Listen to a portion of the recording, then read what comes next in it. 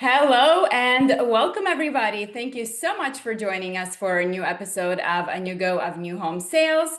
I'm your host, Anya, and joining me today is Kevin Hubschmann. Kevin is the founder of Laugh.Events. So, welcome to the show, Kevin. I'm very excited for our very different conversation than my audience is used to. Thank you. I'm excited to be here. So, Kevin, you went from selling SaaS to selling laughter as a service. So, that's quite a leap. So, tell us what inspired that pivot for you and how did you realize comedy could make better business? Yeah, I love that tagline. I went from SaaS to LAS, and it's a true story. I started working at a company called Splash. I was the first salesperson at this company, one of the first 10 overall employees. And while I was there, I was still getting my feel for honestly what my career was going to be. I wasn't really sure. They even threw me into this sales role because they didn't really know where to put me. And they said, "Hey, this guy can talk to people. Maybe he can make some money out of it." That's what I was doing at the company. And but while I was still feeling myself out in my career, I was also trying to get into more hobbies in New York City where I was working. And I love comedy. I'm a huge comedy nerd. I started an improv group with my two brothers and my best friend, and we would do 3 hours of improv every week. And we would go to my brother's apartment. We'd move the furniture out of the way and we would just laugh and have fun for 3 hours. It was the most fun ever. Our group was called the Brothers in Flaws. We just had an absolute hoot. But we would do that, and I would think, okay, this is the end of it. We did it. It was 3 hours, the end of it. We had a lot of fun, and that's the only benefits that I'll see. I'll just get a lot of stress relief and I got to enjoy doing this hobby. But it wasn't until the next day that I actually saw that there was huge benefits that I was having. Improv teaches you to communicate better, it teaches you to listen better, it teaches you to take risks. So all of those different skills were translating into work. I was a small team, about 10 people. You have to effectively communicate and innovate and come up with new ideas. And this experience that I was having and training in these comedy skills were allowing me to really excel amongst all of my teammates. And then in the sales world, huge part of sales is really just sitting back and listening and being very curious and keeping the momentum going and validating your customers' problems. And those skills I was able to translate from the comedy stage right into the phone calls and the demos I was having. And it was just a really amazing amalgamation of all these different types of skills coming together to help me work better with my teammates, to help work better with my prospects and ultimately my clients. And it was the first time where I said, whoa, comedy really has an opportunity to level up people professionally. And when people think of comedy, they think jokes. But in reality, it's actually the skills that comedians have, and then they form jokes from it and they form comedy from it. But it's the skills and the base of these soft skills that comedians have that I was really seeking and I was really after. Once I saw the value of the improv, I just kept going and I eventually got into stand-up comedy where you learn a whole different set of skills and you learn skills like failure, like tons of failure, bombing, they call it. And that is exactly what I did. I bombed like crazy on stage all the time, but I was able to be not so scared of failure. And that was really huge of removing that fear of failure. But then also, I allowed myself to communicate better and get my point across in the fewest amount of words possible. And again, I saw that stand-up comedy mixed with improv comedy was really making me the best professional that I could be. That's amazing. I love it when people start a business from passion. So this was something that you used as stress relief for you personally. You didn't think it would lead somewhere, but now you actually turned it into a business. So tell us a little bit more about your business. What is it that you do now, and how do you help people now? Yeah, so our business is in two parts. When the business first started, it was exclusively around entertainment. It was how can we bring comedy to work environments? And during the pandemic is really when our business took a really big leap because obviously during the pandemic, everyone was at home and not around their team and really looking honestly for anything that they could do with their team. And a lot of people said, let's try comedy. We could all use a laugh, is what you always hear. We also had comedians that were the best comedians in the world that I had close relationships with that could not work in comedy clubs legally because of the pandemic restrictions. So this was a kind of a perfect mix of being able to bring amazing comedy to corporate audiences that really needed it. And it was the first opportunity that I saw that bringing humor into the workplace had a huge positive impact on people. And I was seeing that through the post-event surveys that we were giving. People weren't just being like, great show. They were like, we really needed this. And I'm going through a really tough time and we haven't connected with our team in a while. And so that's when I started to look into the science of laughter and why is it so valuable to laugh. And biologically, amazing things happen when we laugh. Our endorphins increase, our stress levels, our cortisol levels, they decrease. And when you're laughing with other people, you're also releasing oxytocin. It's the social bonding hormone. So you're also bonding with other people. So that was the first time where I was like, okay, wow, laughter is not just an entertainment vehicle, but it's actually a health and wellness benefit. Let's keep going down that path.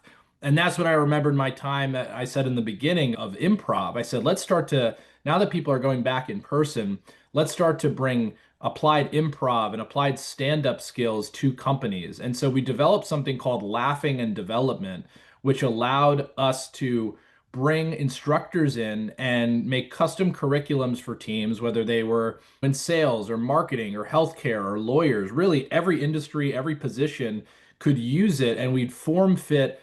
There's 100 different exercises to choose from when it comes to applied improv and applied stand-up. So we would customize them based off of what the group was looking to get out of it. So if they wanted to communicate better with their team, or they wanted to listen better, or they wanted to just take risks, or if they just wanted to have fun and do something silly and get out of their comfort zone, we would create these curriculums for them. And so those are the two sides of our business. It's the entertainment side where people are booking comedy shows, whether that's in person, booking comedians, or virtually. We have amazing virtual comedy shows, or people are looking to do professional development and team building, and we call that laughing and development, and that's available virtually and in person, and it focuses on using these comedy skills to level up people professionally. Love that. Just the name, Laughing and Development, that sounds so much better than your typical sales training. So, Kevin, can you tell us how can humor be used strategically in sales, especially in industries like home building, where purchases are so emotional and really high stakes? Totally. Yeah. Any sort of sale that things are emotional and high stakes, the best skill that you can use, and you might not think of this as a comedy skill, but it's the most important comedy skill, and that is active listening. It's really listening to people and saying, okay, I'm not going to talk over you. I'm not going to say my point. I'm going to wait and I'm going to really listen and I'm going to be really curious and I'm going to just try to extract information from you through this curiosity so that I can use that information to help get my value across. And so using that active listening skill is so critically important. And there's a really great line that we love to use in improv called F your good idea. It's when your brain goes, I can say this, I got a good idea. And you suppress that and you say, no, let me wait a second and let me listen to them a little bit more because especially when you're dealing with sales that are very vulnerable and very emotional, you need to use that validation. You need to validate the person across the table and say, I got you. I'm listening to what you're saying. So the next thing that I would say after active listening is effective communication. And that's using words like yes, and certainly not using words like no, but, or. We have this phrase, no, but, or leave it at the door. We want people to always be saying yes and because that is a really great way to validate someone. Yes, I hear what you're saying, and this is how I'm going to help you. And so that is like a really effective way to do that. And that is a comedy skill that's used in improv comedy all the time. Some of those skills are used in stand up, but comedians in general, that's what they base their craft on is building those soft skills. And so I'd say those are really two of the most effective skills that people can use when it comes to sales. 100%. I think more people need to be better listeners in sales. So many times when you come into the sales office, whether it's new home sales or car dealership or any other sales, you can detect somebody who's new to sales just because they tend to spew out that presentation instead of asking questions and engaging you in a conversation to begin with. Uh, Yeah, and a lot of the times you're trained off of a script. So in your brain, you go, okay, I got to hit my points. I got to hit A, B, and C. And if I don't get those out, my manager is going to ask me, hey, did you get A, B, and C? And that's also where managers can come in and give people permission to go off script, give people permission to really be themselves. I think there was a really amazing turning point in my sales career when a manager turned to me after listening to one of my calls where I was so scripted, and he said, "Hey, stop being so salesman and start being more Hubschmann, my last name." So that was this moment where I was like, I'm at these guys letting me be myself. He's giving me permission. And from that moment on, it really allowed me to loosen myself up a bit and get in the ring and really feel like I can move around there and freestyle a little bit and allow people to see some of my personality because I'm trying to make a human connection with them. That's what's going to separate us from automated messaging or artificial intelligence or anything like that. It's that human to human connection. So that's the third thing that I didn't mention. It's the ability to go off script and really be comfortable in being yourself and knowing that having the confidence that you know how to take this and you know where it's gonna go. And it's okay if you miss A, B, or C. Maybe you get one of those, but maybe you just get that connection with that person and you can continue that conversation. 100%. I agree with you. It's important to know what the talking points are, right? You definitely want to anticipate what your clients are going to come back with as far as objections, and you want to have some of those scripts ready, but planned, not canned, as we like to say I it. love that. Yeah.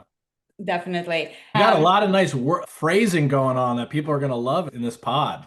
I've been in new home sales for almost 15 years now in this industry, so we have some really great trainers in the industry that I've learned from. So when I heard about you, I was like, that's such a different approach, something so unique. So I was like, I got to get this to my audience.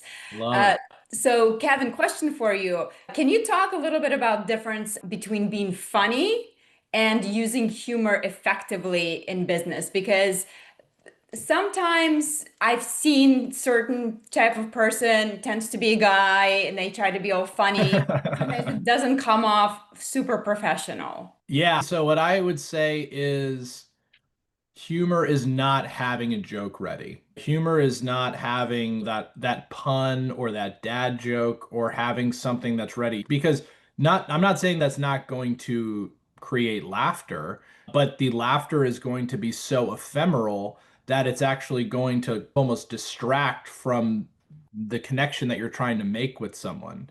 And so humor is really about making a connection with someone and organically creating laughter from that connection. Laughter is a recognition of each other's intelligence. Laughter is saying, I get your joke. I get that you were listening to me. And so that is what comes from laughter, and that's what comes from connection. So on the improv stage, if you go into it going, man, I'm going to be the funniest person on this stage and I'm going to get the biggest laugh, you're actually going to derail the whole company or the whole show. And you might get that laugh and the audience might recognize it, but suddenly you've taken everything off track and it's just become distracting. Because the goal of improv, and it's different than stand up. That's why I said there's some stuff you can learn from improv and there's stuff you can learn from stand up. But focusing on improv, the goal of improv is not to be funny. The goal of improv is to have the best show possible. And to have the best show possible is to support your teammates, to follow these rules of active listening, to have effective communication, to think off the top of your intelligence, and really try to say, what is the best next move that I can make? Like you said, planned, not canned. You want to plan not what you're going to say next, but just plan that I'm going to be listening to this person and I'm going to validate them and add on to what they're saying and add on momentum and have each other's back. Because when you go for a joke and you go for a laughter, it really is it's very much like an individual contributor type of play. It's really selfish, honestly. And so that's what I communicate a lot of the times is if you want to use humor effectively in a business relationship, don't try to be funny and you will use it effectively. And I know that sounds counterintuitive, but when you try, you die. We're going after it with these sayings. I'm saying that. I just made that up on top of my head, but you got me going on a rhyme scheme right now. But I think you don't really want to try. You want to go for having a very organic conversation and making that connection with people. Yeah, I can definitely see a lot of parallels between improv and sales presentation. I remember at some point I've read Tina Fey's book, and I do remember Yeah. that's one thing I Bossy remember, pants. the yes and for sure. So that definitely resonates with me. Now, what advice would you give to salespeople who say, I'm not that creative, or I don't know if I can be funny? So, can these skills actually be learned? I think, this to just jump right into your second point, I'm not that funny. The goal of improv is not to be funny. So I think that's the first thing that you need to get out of your head is that I'm not very funny. And that's really what my whole business is focused on is trying to destigmatize the word of improv and humor and laughter. And I think that improv, when people think about it, they think of Tina Fey, they think of Whose Line Is It Anyways? They think of some of their favorite comedy scenes that were improvised, and they say that's the most elite version, and that's really intimidating, and I can't go there. Or it's negatively portrayed as drama club and something that's like very alternative and something that you really is not in your personality. And so, what we're trying to do is meet in the middle and say, no, it's laughing and development and it's not improv and it's not stand up and it's not this thing that says you have to be funny because you're not there to be a professional comedian. I always would say for the longest time, I thought I was doing improv training and I thought I was doing stand up to become a professional comedian. But what I realized after what I was doing these things was training to be a better professional. And I think once I was able to see that, it allowed me to take the pressure off of being funny and focus on the process. And when you focus on the process, organically, you're going to get those laughs. And it's about how do I create better connections with people? How do I make the people around me feel really supportive and supported that they can be themselves. That's also part of it. You can feel yourself, but when you start to have the confidence in yourself, you're also giving other people permission to be themselves. And so that can also be your customer and let them let their hair down. And they're going to say something that they otherwise maybe wouldn't have said because you're making them comfortable. So I think that if you take the pressure off of yourself of being funny or being creative or whatever that may be, that's going to help you because that doesn't creativity and being funny does not equal humor. It's those different soft skills and really honing those in. That's what's going to make a magical and humorous moment.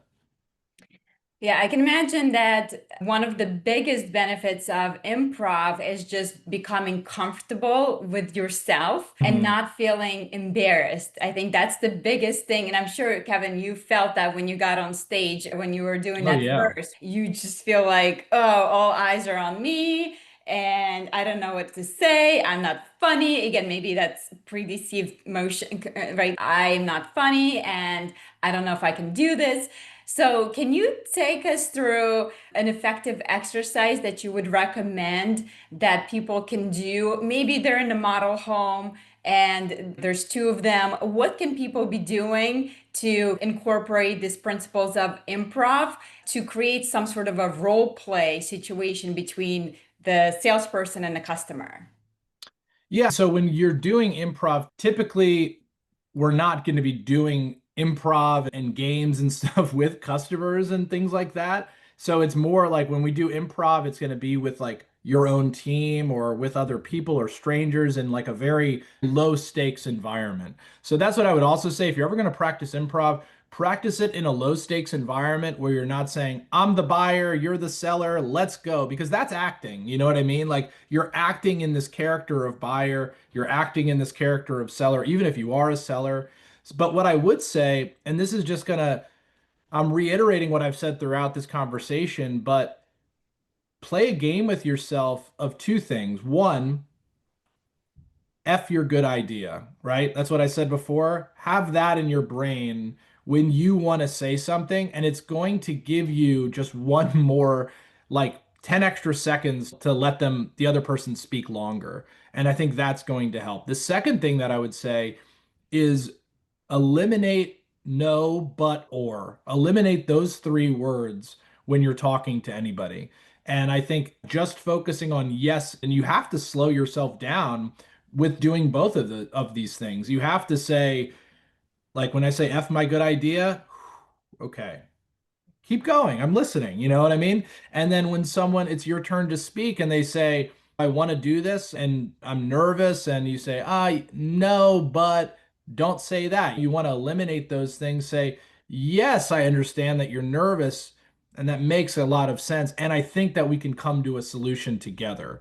And it's those words. So I think focusing on those two things, while they're not improv games, they are rules of improv that people must use when they're on stage. And I think it'll be very effective. Yes, and I agree with you. There we go. It, I think most of the sales books that I've read, maybe not even realizing those are the rules of improv, a lot of them talk about something similar to that, where it's, yeah, how do you disarm the customer? If you're saying no, right away they're like, okay, you're disagreeing with me, right? Or you're saying, okay, say yes, and how can we come up with a solution? So show empathy, right? Show that you understand Totally. how they're feeling. Let them know that you hear what they're saying. Yeah, I completely understand what you're saying And here. sales books are amazing, and I've read so many and they are really good, but a lot of them are in theory. And then when you're only saying, okay, I got to go and practice this live. And that's why improv is so awesome as a training tool, is Mhm. because it's a low stakes environment. You might be practicing these exercises and these skills while you and a scene partner are pretending to be astronauts in space. You know what I mean? Like that is where you really can take the pressure off yourself and go, this doesn't make any sense and this doesn't have any stakes to it. So I think that's a really effective thing, because when I would read a lot of sales books, I'd go, I'm going to apply this right away. And I'm not saying don't do it. I'm saying that puts a lot of pressure on yourself. And as you say, a lot of the sales books, the improv applies to them. I'd encourage people, whether that's working with us directly to train in improv or going to a local improv theater to do a drop-in class, that's the best way to start to hone in on these skills. So speaking of training with you, if you bring your team over to a company to help them build a stronger collaboration and creative thinking, what shifts have you seen in team dynamics after your sessions? Yeah, so it can come in a multitude of ways. I would say that we see a lot of people focusing on talk time. They're reducing the amount of time that they're talking in conversation, and that gives their customer more time to talk, and it gives their customer more time to spill their guts and tell a little bit more about what's on their mind and what they're worried about. We also see that people feel like they can go off script a lot more, and they feel like they can really freestyle, and they can again connect with people. When they're working with other teammates, there's a lot more satisfaction. We always strive to, we're like, whether it's like a net promoter score or a customer satisfaction score, we try to focus on how can we improve that number so that people feel like they were listened to and taken care of, because a lot of people just really want to be heard and they really want to know that they were listened to the whole time and not talked over or not ignored. And so it's really just basic stuff like that, reducing the amount of time you're talking, increasing your amount of listening, not feeling so scripted, and ultimately going and improving that customer satisfaction score. Love that. And I assume the same techniques can help with bringing people together in an organization. Like, for example, in home building, we tend to be siloed between sales and marketing people, Mm. can sometimes feel almost like we know we're on the same team, but sometimes we don't play like we Oh are. yeah. So I imagine exercises similar to that can really help bring those teams together and feel more cohesive and comfortable with each other. 100%. That's what I said. Improv is all about support and having each other's backs. And I'm going to take an action forward, and I know that you're going to have my back. And there's a really great exercise to exemplify what you were just saying of like why it's such a good team building event. And that's a lot of people, if they're not coming to us like for very specific sales training or whatever specific industry or role training that they're trying to do with a really big goal in mind, they're coming to us with saying, our team just needs to connect. Our team needs to get out of the office, and we need more cross-departmental collaboration, and we need people to be on the same page. And there's one exercise that I always try to explain to people that I love, and it explains roles in a work environment. This is something that teams can do to as a warm up in their own meeting, but they can it's called one word at a time story. So people go around in a room in a circle, and the one person starts, and they have to start the a story with a word, and the last person in the circle has to end the story properly. So it's going to be like I, and then you say went, and then another person says to the store and we, whatever it is. And the first time we always see someone is going to go, I went to the banana, whatever it is. They'll say like a word that is not what the word they were supposed to say, but it gets that laugh. Like I said before, it gets that, aha, that was really good, but you just derailed what we were going for because they maybe were going to land on a word that was like an or a the or a but or a and, like a non interesting word, so to speak, but a word that's critical for it to make sense. So when we do it a second time, we say, let's be really conscious. And if you get a word that's not like a spotlight word that's going to be a really big moment, you just got to own it and say, that is the word that I have. And we go through it, and that person that says banana then eventually says a, the most boring word that you could say, but it shows that there's some people that are going to get the spotlight, and they're going to get that big moment and that big laugh, but they wouldn't have gotten that laugh if their teammate didn't set them up to spike it with an A or a the. And so that's a really good thing to say. Like, marketing and sales, hey, I'm getting your lead, and then you're going to go and spike it. You're going to close it, and you're going to get the credit, and I'm going to get the word that just set you up for it. So it's a really good exercise, and there's tons of other exercises like that really showcase, hey, we've got each other's backs. I'm here to support you because improv is a team sport, and so is running a business. Love that. So many great takeaways from today's podcast. And I think, especially now where the economy is very uncertain, we have so many home buyers sitting on the sidelines waiting to see what's going to happen next. Is it a good time to buy a house? We've seen some reps that haven't sold a house in a while, and it's different all across the country. Still, some are going strong and it's on fire, but we are seeing that a lot of people are definitely hesitating. And it can have such a negative effect on a salesperson because you start to doubt your own ability to sell, you start to doubt your value. And then when the next person comes in, it can be like a snowball effect. And suddenly you're like, you feel incapable of even doing anything. So I think in a time like this, especially where all of us could use a good laugh.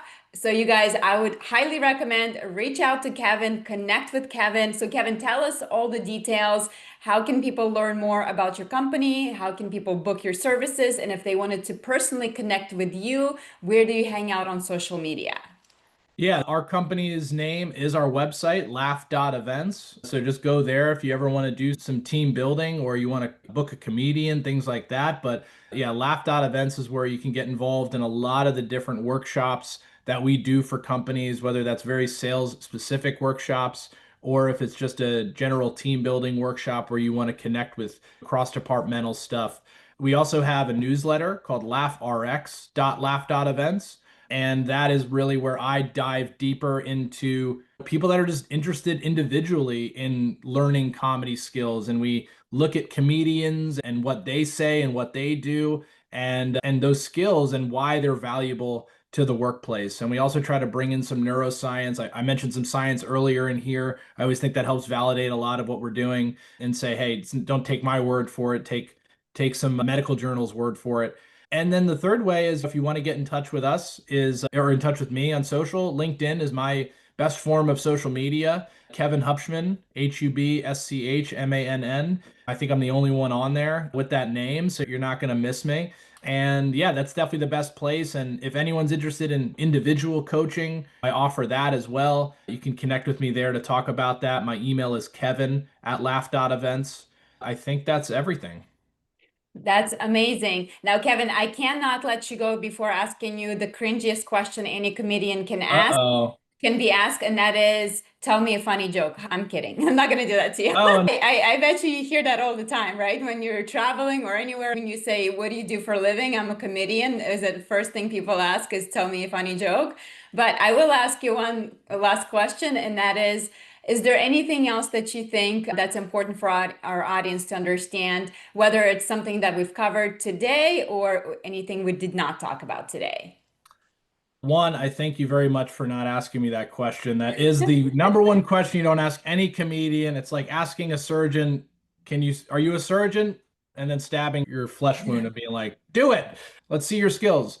So I would say you mentioned what about people who don't think they're funny and what about people who don't think that they're creative? That's a confidence thing. And that's a self-doubt. And that is something that people need to understand is to be funny and to be creative is really a matter of locking in. And it's really being a matter of being aware of your circumstances and like the environment around you and working on these soft skills. So, to anybody that says, oh, he's just comfortable talking in front of people, it's like, no, I did the reps and he's just creative. It's, oh, because I engage in creativity all of the time. I engage in divergent thinking constantly. And he's funny. I don't necessarily think I'm funny. I'm just listening for an opportunity to make where there might be an opportunity for a joke. So I think that everybody has the opportunity to be quote unquote funny or be quote unquote creative. They just need to have the confidence to do. And the way you get those confidence is by engaging in low stakes reps and not being afraid to take those reps. And I've seen the most introverted people in these workshops who go in looking down at the ground and they come away with arms around everybody in the group. And people are like, who's that guy? You know what I mean? So I think that we've seen it firsthand, and it really is something that to encourage everybody that's listening to this that has that self-doubt, you can do it and you can improve and you can grow and don't box yourself into this archetype you might have made for yourself.